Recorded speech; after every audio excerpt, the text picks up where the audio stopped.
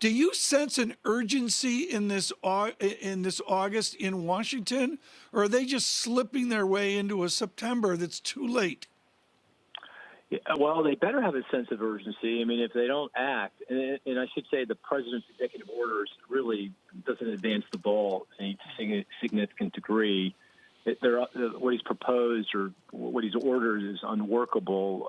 Nothing's going to change. And even if he got exactly what he wanted today, it's not enough.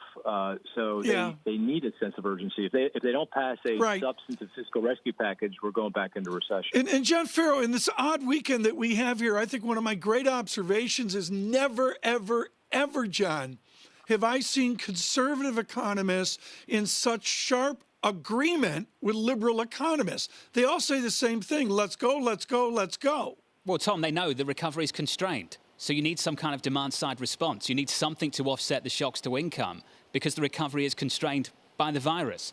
And Mark, my question would be for you as an economist looking out, let's try and get out to the end of the year. How do you provide any kind of forecast whatsoever without a deeper understanding of what underpins that forecast, which is fiscal stimulus? Yeah, it's an assumption, right? I mean, I'm assuming the economy makes its way through without going back into recession, but that's based on two key assumptions. One, that the pandemic remains relatively contained, doesn't get meaningfully worse than, where we are today in terms of infections and hospitalizations. That's a big assumption. And then, of course, what's going on in Washington in fiscal policy. Now, in my baseline, where I assume we make our way through, I'm assuming a $1.5 trillion fiscal rescue package. Just for context, what the president has proposed, again, even if he gets exactly what he has ordered, it's about $400 billion. So, just to give you context, it's simply just not enough.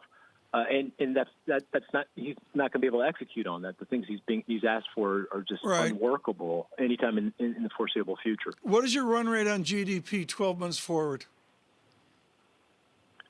12 months forward, by then I hope we have a vaccine. So I hope we're off and running by then. But between now and then, late this year, early next, I don't think we're going anywhere fast. So we'll be treading water. It's a push and pull. It's the headwind created by the virus and the ongoing pandemic and the effect that's having on consumers and businesses, and then the tailwind of any fiscal rescue. If we don't get the tailwind, we don't get the fiscal rescue, then the headwind's going to blow us right back into recession, and unemployment's going to be rising, not falling.